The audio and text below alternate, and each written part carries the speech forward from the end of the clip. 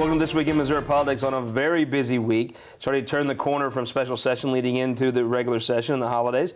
And we're joined this week by someone who is no stranger to being active in the fall, the former Republican nominee for Governor Dave Spence. Mr. Spence, welcome. Well, I love the mister, but I don't need it. I'm Dave, and I'm happy to be here.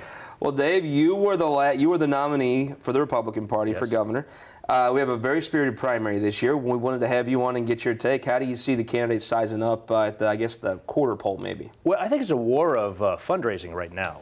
It's also a war of name ID. As you handicap it today, you've got Peter with great name ID out there. But you've got Eric Greitens with very little name ID, but raising a lot of money. John Bruner with better name ID, but needs to raise more money. And then you've got Catherine, who has the money and has been working very hard, but is she building her base? Is the way I handicap it right now. I was pretty impressed with Peter's quarter. There's folks that thought he might not be very effective at raising money. He did a pretty $250,000 quarter. It's not bad. Yeah, I think so. I think again, he's got $5 million name ID right now. Sure. So he has a little bit of an advantage over it. The question is, against Chris Koster, the presumptive nominee, already has $4.5 million in the bank, and he's not going to have to spend it in a primary. Is there enough fundraising power to be a general election winner? That's really the way I see it right now. Do you think Republicans vote that strategically? Do you think they look No, I think they. It's with no knock against the average voter, but the knowledge of the average voter is appallingly low, and I found out the hard way. But the phenomenon in Missouri is with the evangelicals and the number of people that come out to vote in a primary, it's hand-to-hand combat for every one of those votes. And so it's going to be see who resonates. And you just can't come in and backslap and kiss babies and say, here I am. Sure. They want to know where you are on every single subject, for good and for bad. And it's tough to get out there. Most of the folks in the party are very familiar with Catherine Hanaway, run a campaign that's had some turmoil, but she seems to plow through that. Peter Kinder seems to be the front runner until somebody can prove that they're not. John Bruner, wildcard candidate Eric Greitens come on the scene, hit it, lots of excitement, lots of buzz. This week, a little hiccup in the narrative. Joe Klein, the author of a very flattering portrayal of his work in charity and obviously being a veteran. Do you think, though, the questions around the timeline of when he became a Republican, do those stick around? Does he just have a thing where he comes out and says, this is where I was when? How do you think he handles that? Well, I think you have to play off what's happening nationally with the popularity of Donald Trump, who just says, I am who I am. Sure. For better or for worse, I don't care what I say. And I think that's kind of sweeping maybe our state as well. Eric is a fine candidate. He's a great guy, great patriot. The question is, will he be able to resonate with the primary voters? He may be a better general election candidate than a primary candidate. Sure. Seems to be one of the more formidable general election candidates I've seen in a long time. You've been around the state. You know the candidates. Right. You got a favorite yet? No, I'd tell you, I'm friends with all of them in the race, and it'd be unfair for me to, at this particular point in October to say, oh, so-and-so is going to win. I think it's about fundraising, it's about name ID, it's about resonating, and it's about hustle. Can we get a prediction out of you? Nope, I'm not going to go there. Talk to me in January when I see the fourth quarter fundraising numbers. See if Eric can survive the incoming that's coming at him. And then I think John needs to raise more money, and Catherine, can she expand her base, and can Peter continue that momentum and with that name ID? Sure. Speaking of something else I want to talk to you about, Ferguson 1000. Right. Creating jobs in Ferguson. What did Ronald Reagan say? The best social program's a job. Right. You're partnering with, but kind of doing your own private thing as a businessman to help in Ferguson. Give us the status of that and maybe tell us a little bit about it. Well, it's not just about Ferguson. Obviously, I was appalled at the lack of leadership in August of last year. And, no elected official really stood up and said, I'm in charge. And everybody else seemed like a deer in headlights at first. And I thought, you know what, I met a lot of people in that area and throughout the metropolitan area when I ran. They were friends of mine. I got them together and said, listen, I can't solve all the social ills, but what can we do? And it was about jobs and opportunity is what we latched onto. And so I formed this group, Ferguson 1000. I've been funding it privately for the last year and a half. And our goal was to have the people that are looking for jobs, either unemployed or underemployed, move up to create more of a middle class. And it's not just a black-white issue, or not just Ferguson, or it's North City, South City, North County. It's about how can we get more effectiveness out of the people that are chronically underemployed or unemployed.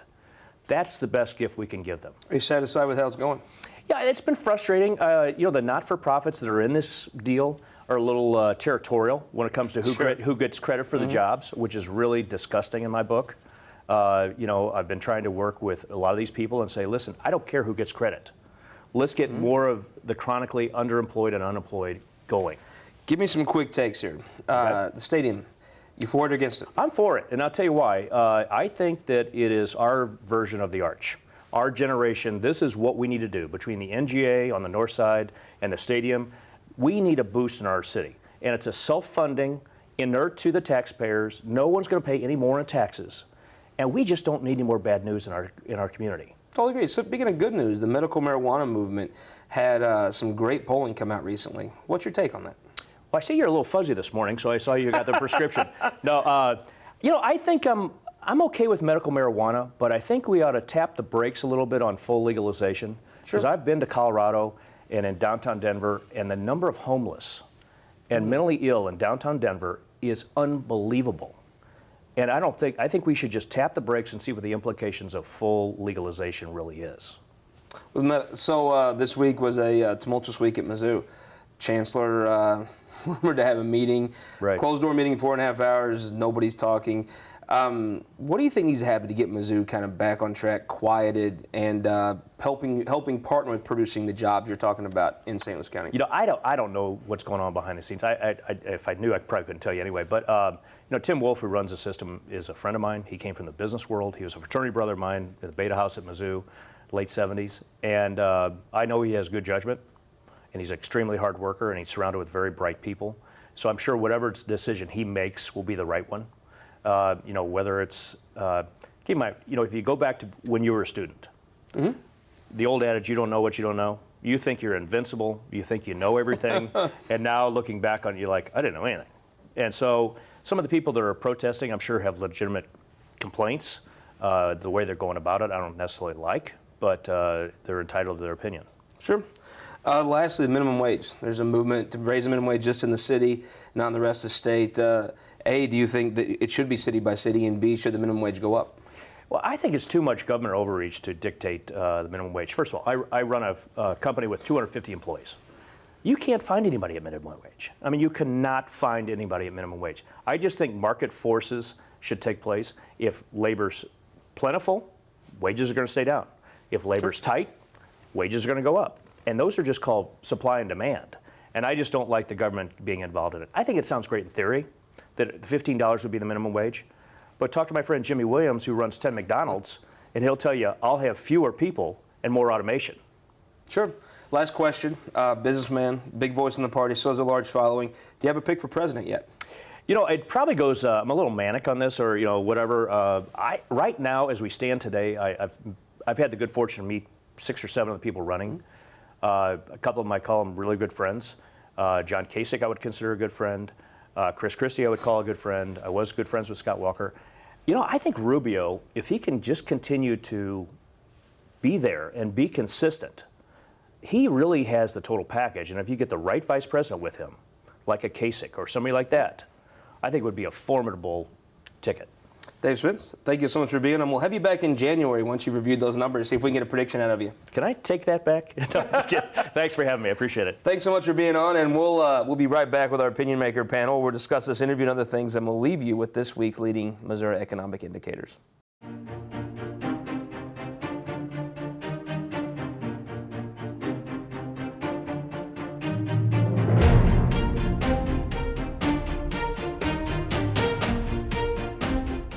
All across Missouri, our new car and truck dealers are building strong local economies. When you buy a car or truck in Missouri, you're helping to support over 20,000 Missouri families who rely on the auto industry for good-paying local jobs. You're also helping fund our communities, schools, first responders, and our roads because dealers generate millions of dollars in tax revenue. Missouri's automobile dealers have been the foundation of our communities for generations and for generations to come. The Missouri Automobile Dealers Association, the heart of Missouri. For more than a century, the St. Louis Carpenters Union has shaped our communities. Through trusted alliances, we deliver skilled professional craftspeople while our business partners provide the kind of quality jobs that keep our economy humming. It's a blueprint that has worked since 1882. Turning Missouri into a right-to-work state stalls progress, wipes out jobs, and kills momentum. Right to work is wrong for everyone. Let's keep Missouri moving forward. Visit carpdc.org to learn more.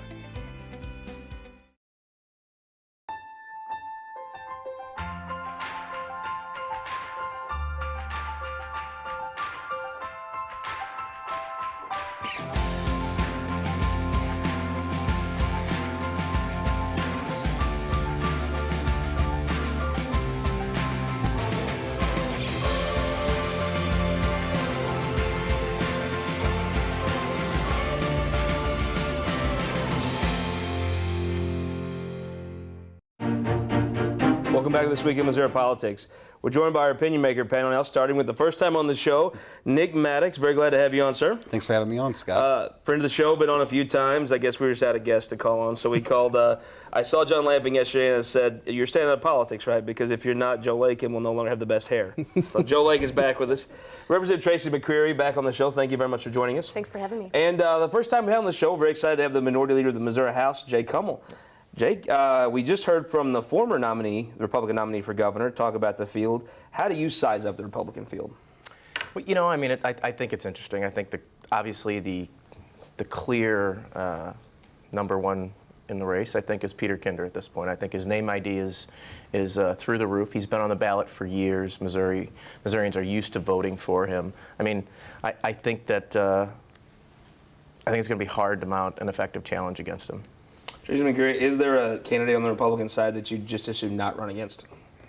Well, that's an interesting question. I think that we would prefer not to run against Catherine Hanaway.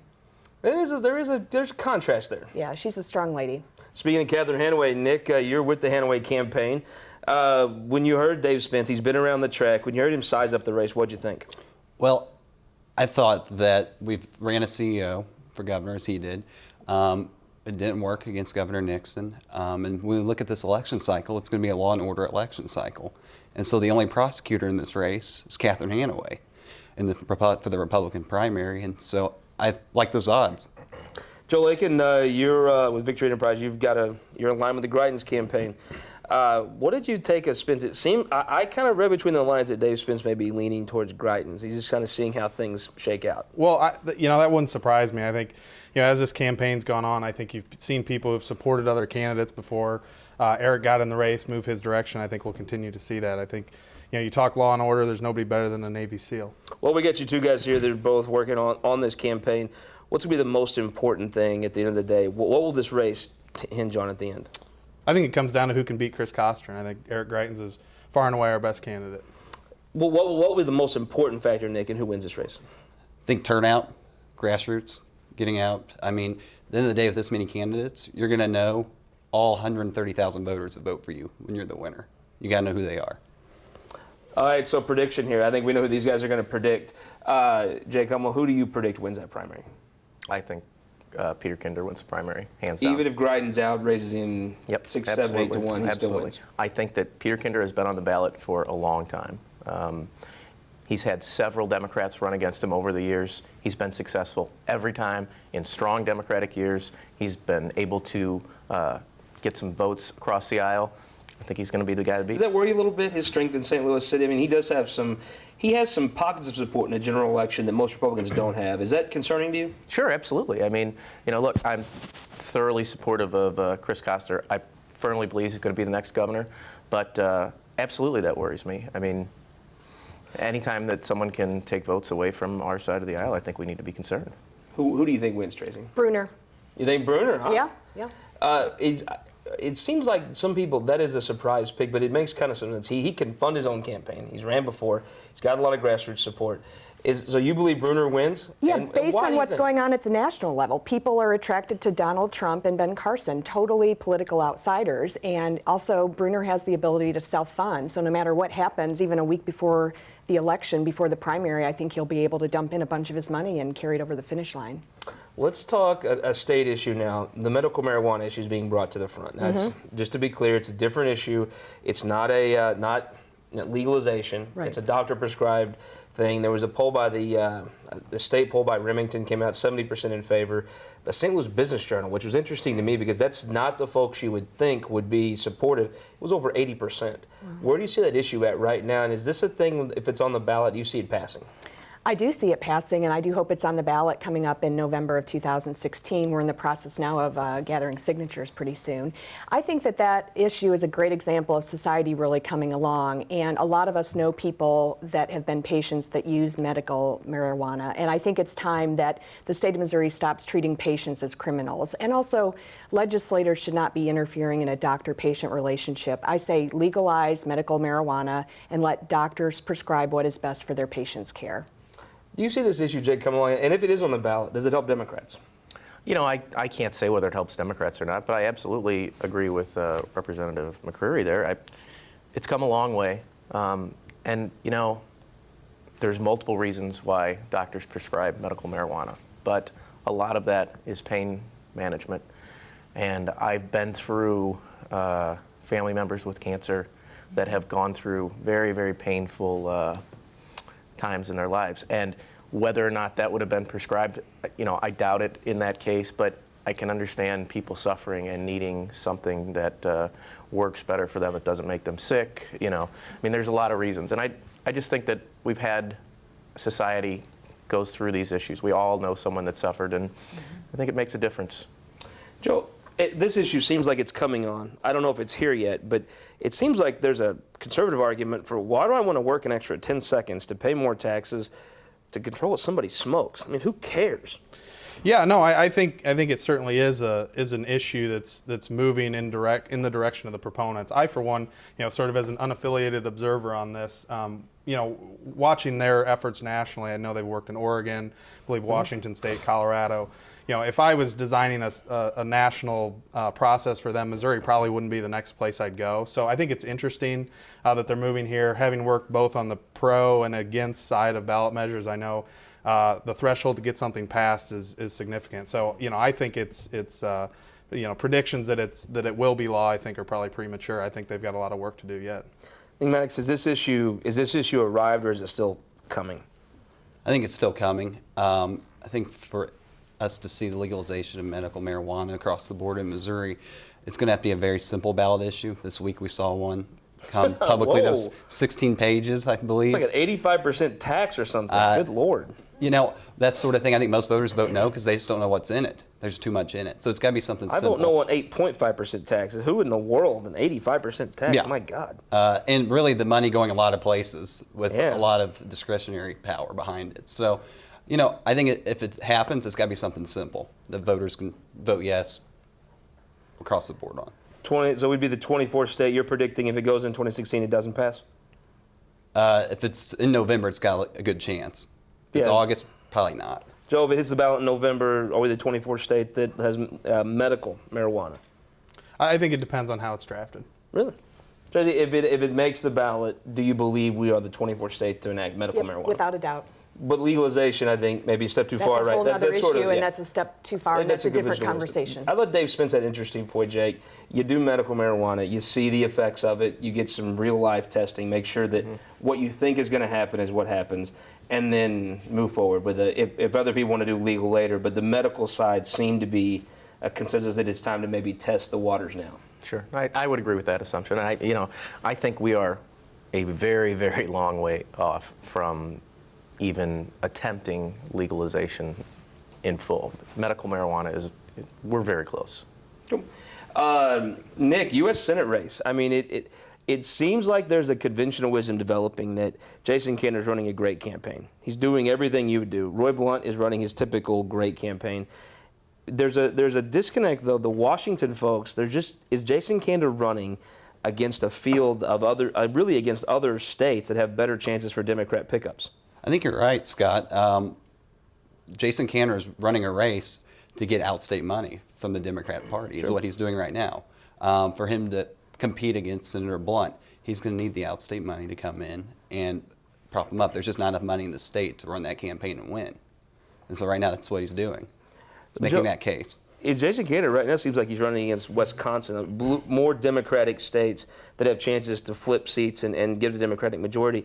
It seems like he's just on the fringe of outside of those places where they make fun 6-7 races, right? He's just not in that yet. Yeah, I think if you look at any national ranking of competitiveness of races, I think 95% of them he's not even in the top 10, and I think you'll continue to see that. I think he's a strong candidate. He works hard, but I think what you're going to find is he's way left of center.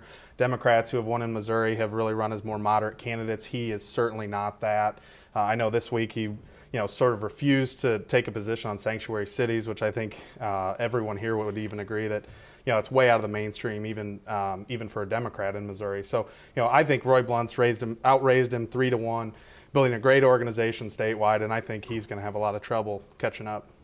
Jake Hummel, you look at Jason Kander running great candidate, great narrative, running a great campaign.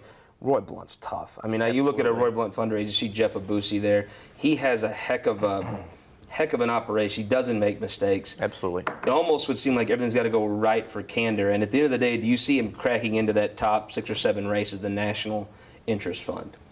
I don't know if anybody can get there. Jason can. He is a hard worker, and I think everybody here will agree that he's not going to stop. And I think that it's worth mentioning that Roy Blunt has one of the lowest approval ratings in the U.S. Senate. I mean, that's something that if I were Roy Blunt, I would be nervous about. Tracy, he's got this operation though that's ran by his son Andy Blunt. They just don't make mistakes. I mean, they just kind of pound every day. And I wonder if being an incumbent, being that Missouri is probably a reddish state more than a bluish state, how does Kander jump from on the fringes of those lists to one of those top 6 or 7 races that get that national attention, that national money? Well, it's a good point. I disagree with Joe. I think of Jason Kander as moderate. I served with him in the Missouri House, and he was often to the right of me. So I had problems with his moderation in the legislature. Is there anyone whose moderation you don't have problems with? Well, not really, actually. That's a good question. So who is to the left of you there? But Jason is an authentic, real person, and I think some of the arguments against Senator Blunt is he's just very far removed from Missouri at this point. He's become a Washington insider, married to a lobbyist. I think a lot of Missourians really admire Jason Kander for his service in the military and just find him to be authentic. Sure. Quick topics here. Jake, this is an interesting week at the University of Missouri. It seems like there's just one thing after the other, where it's Planned Parenthood, whether it's a botched firing of a chancellor, whether it's female student safety on campus. And what needs to happen now to kind of calm things down and move forward? I don't know. I mean, look at what happened yesterday. They waited till chancellor was gone. He wasn't removed at the meeting. I mean, I don't know what kind of message that sends, not only to the chancellor, but what message that sends to the rest of the UM system. Is there a leadership vacuum there? I don't know if there's a leadership vacuum, but certainly the leadership is not on the same page. And I think there's going to have to be some cohesion there. Tracy, you'd be one that we've talked about this, where you've defended the university's partnership with Planned Parenthood. Mm-hmm. How do you, is it a mixed signal here? I mean, how do you, what message do you get to defend them right now? Well, one of the problems I have is how we need to be very respectful of local control. And, there is a board of curators. There's an entire team of people that are supposed to be running the university and the system. And I think that all of these fiascos that have hit the university are because of outsiders like the legislature trying to meddle and micromanage what they're doing. Is the Missouri State Legislature an outsider to the University of Missouri system that's funded by taxpayers? Well, taxpayer funding goes to them, but there has to be a partnership and agreement in that we respect the leadership of the Board of Curators and the executive team that's put in place. And I don't think senators who are heads of appropriation committees should be telling them what they can and can't do. Do you think that becomes too big when a senator on appropriations like Jamila Nasheed cares enough to drive halfway across the state and then she doesn't get to address the meeting? Yeah. Those are subtle things that seem to call into question. Very subtle things. And one of our frustrations as legislators is there's not enough any time for us to give feedback. Sure. Nick Maddux, when does this become an issue? These are all curators Governor Nixon appointed. I mean, this is his board of curators. At some point, does it start reflecting on him when there's just fiasco after fiasco? I think so to some point. I also think there's a dynamic from the president to the chancellor. It appears that they're both on 2 different wavelengths. until they both can have the same vision for the university and the system. I don't know how they move forward without more of these incidents.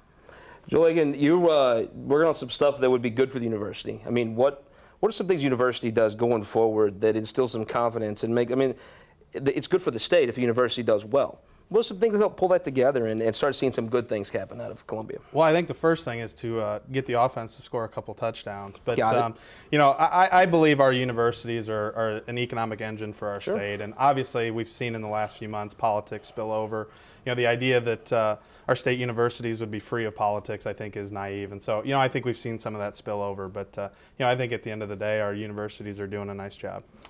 Last topic, Jake Hummel. You sent out a letter, and it is starting to get a little curious. There was an issue with legislative interns and how the House of Representatives is going to maybe put some safeguards in place for them. It's kind of went on for a while. You sent a letter to the Speaker kind of encouraging him to speed that process. Give us the cliff notes on what your letter was and what you want to see happen. So, you know, when I spoke after Speaker Deal resigned, I talked to Speaker Richardson. I said, look, we want to work together. We want to put some of our people together with you. He called me about it. Representative Kirkton, Representative Kendrick was going to help draft some changes to the intern policy in the House. Was very well received. We moved forward. It's now been 6 or 7 months, and they've never met. There's never been an interim committee put together to look at this issue, and we're starting to have interns come back to the Capitol. And we've waited long enough. And I guess the final straw was when we had learned that the state was going to purchase land for a state park, and in 2 days, the Speaker created an interim committee to look at that. But we still have not put together a committee to look at changing the House intern policy. And I think we've waited long enough. Before the first of the year, do you feel confident that you, the Speaker, that committee sits down and you come up with some revised regulations that help safeguard the interns? Yes, and to be fair, I've talked to the Speaker since then, since the letter, and he assures me that they're moving in that direction. I just want to see it happen sooner rather than later. Sure. Nick, Joe, Representative McCreery, Representative Hummel, thanks so much for being here. We'll hope to have all of you back again before we begin session in January. I want to leave you this week with our tweet of the week, which comes from Michelle Colbert at GOP Ladybug, where she discusses that what she thinks is lost in America's masculinity, and she believes Donald Trump is going to bring that masculinity back. Fun tweet, and that will leave you with that on a lighter note, and see you next week on This Week in Missouri Politics.